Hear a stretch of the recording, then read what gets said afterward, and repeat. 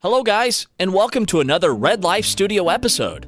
Please subscribe and give me a like, and share my videos if you're enjoying them. Also, feel free to leave me a comment below. Now let's begin with today's stories. Last year, I did the hardest thing I could do, and that was divorcing my wife. I can't understand why she broke up our family, so maybe I'm trying to gain that here. I know my friends would say to just get over it, but it makes my head spin sometimes, I can't lie. My wife was messing around with her ex. Even though she was better off by leaving him. I, M34, met my wife, F31, on the bus going to work 7 years ago. She got on the bus 3 stops after me, and I would always stare at her. There were a few pretty girls that would get on the bus, but she was my favorite. One day the bus driver had hopped out the bus to go into a convenience store, and we just looked at each other and laughed. We talked about how weird that was, and we talked ever since. While we were riding the bus and talking, she would bring up her boyfriend Keith and always complain about him. She would always catch him cheating with the mother of his child, and he would deny it. His son's mother don't like her, so they never really got along, and it would cause them to always be separated. I really cared about her, so I would tell her to just leave since he was a clown, but she would still stay. I didn't know how to get her out of the dumb love triangle she was in. All that changed when my father gave me his SUV when he upgraded his car with no charge. This was great, and one of the first things I had wanted to do was pick her up from the bus stop. When I had got the car, I started picking her up and taking her to work, something her ex didn't do.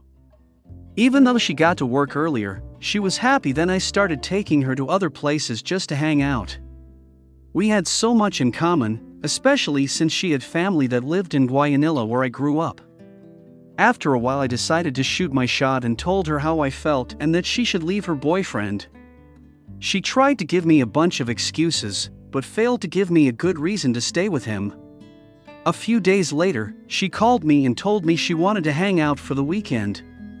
When I picked her up, she told me she was done with him and his situation with his child's mother. After that, we were officially dating. We dated for about 3 years before we got married. She was definitely happy to be in a relationship with me and bragged to her friends about how great I was. This had made me feel good, and I thought we seemed like those funny TikTok couples she looks at.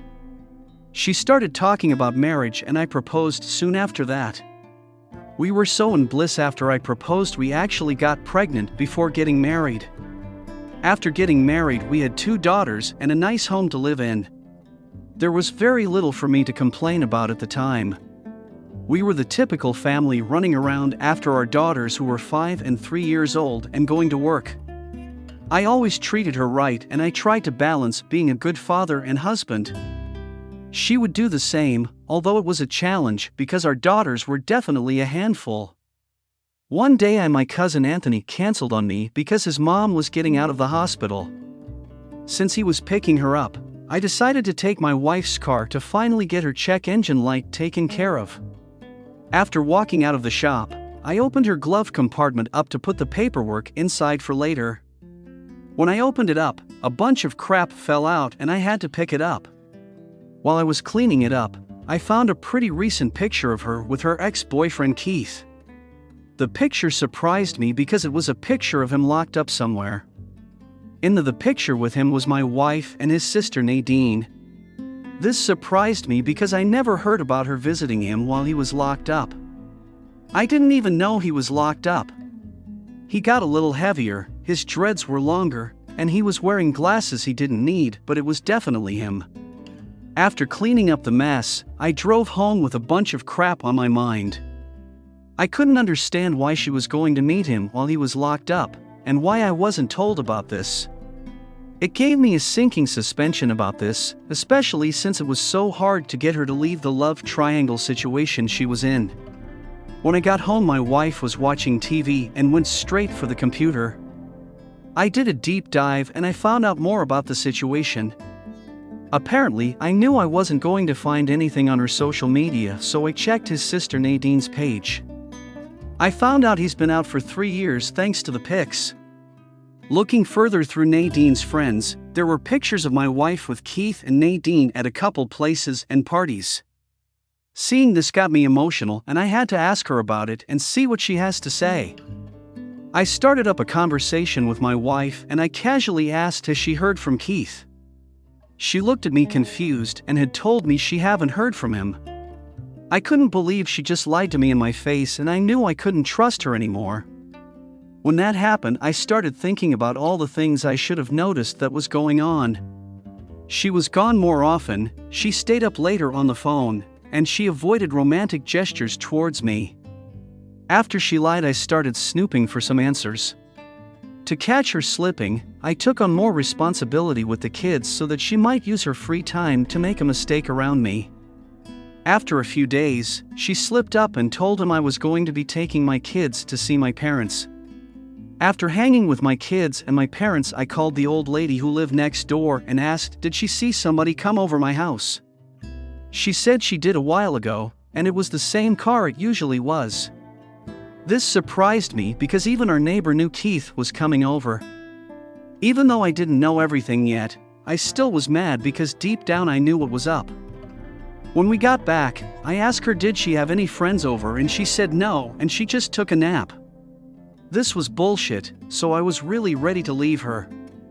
That weekend, I made up an excuse to leave the house all day. I told her I was going to take my kids their classmates' house to play, and then I was going to see my cousin Anthony. She was fine with it, and when that Saturday came, I took the kids to the house and hung out at a close restaurant. After hanging out for 3 hours, I called her and got no answer. I called one more time and she still didn't answer, and that wasn't normal for her. After that, I drove onto my street and parked at the end of it. Walking back to the house, his car was there and I got mad but still held it together. We lived in a ranch-style house, so I couldn't go through because we didn't have upstairs to sneak in. This meant I had to go in through the back where our kitchen was. Going in, when I had got to the living room, I could already hear them. Apparently they left the bedroom door open, and when I looked inside I was destroyed by seeing him bang her in our bed. I just froze and I had to stop myself from being zoned out. After snapping back to reality, I went next door to see my neighbor, so when I confronted her I had a real witness on everything. After knocking on the door, her son opened the door, which was actually better. He asked me how I was doing and I asked him could he help me with something in-house. He asked me what it was and I said I just really need him to keep his eye on something for me. He said okay and to give him a while because he was tending to his kids. After that I went back to my house and had to wait for about 15 minutes for him to come over. This was hard to do because I had to see and hear him banging my wife while holding up for him. When he finally came in, I told him to wait in the living and I walked in and had confronted them both. It was a real mess, and when we started all the shouting, our neighbor's son came in to see what was going on. When he came in, Keith thought we were going to jump him, so he hopped out our room window half dressed, and my wife was embarrassed because she had on nothing but her socks. After shouting I wanted a divorce, she yelled back at me "F you," and we just left back to my neighbor's house.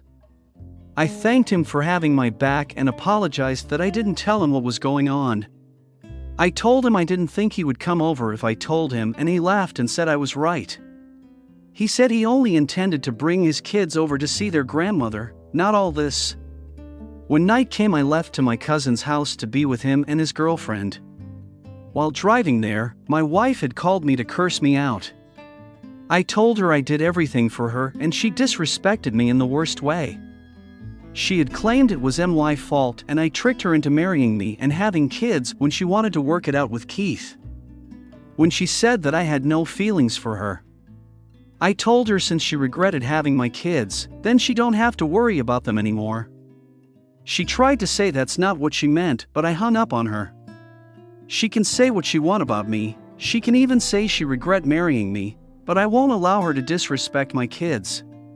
When I got to my cousin's house, I told him everything, and him and his girlfriend never left my side, even through the divorce. I think it brought us even closer.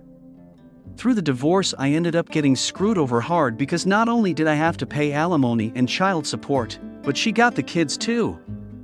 Afterwards, she called me and tried to apologize for what she had said about the kids. She said she loved our daughters and don't regret having them, and I asked was her love the reason she destroyed our family. She said didn't mean to do it, but everything changed when she ran into Keith's sister Nadine. She said she ran into her while out at lunch from her job and they started to catch up. She said she asked Nadine about Keith and Nadine said he had got locked up. Apparently, he got stopped on a DUI and when the cops searched the car they found marijuana on him and his friends. Plus they found out the police was already looking for him, so he ended up getting brought in. After hearing this, my wife felt bad, and Nadine asked her could she help support him while he was in jail and she agreed. After he made parole, he reconnected with her and apologized for how he treated her, and after reconnecting the affair started for about 2 years. I knew he meant none of it, and recently I heard I was right. A friend of mine told me he ran into a friend of hers and recognized him from hanging with me and my cousin. She asked him how I was and he said I was good. When he asked her how my ex was, she shook her head and told him she should have just stayed with me. Apparently, he was still messing around with his son's mother, so Keith was banging them both. Hearing this just made me roll my eyes and I changed the subject. I tried to save her from this stupid love triangle, but she's still falling for the BS. It's clear he was always a clown, but after seeing what I saw, she liked being treated like another hoe. She just can't seem to understand he's not going to let go of his child's mother. If you hear a girl you like talk about her ex all the time, you better run for the hills. Thank you for watching. If you enjoyed the video, hit like. If you would like to see more, feel free to subscribe.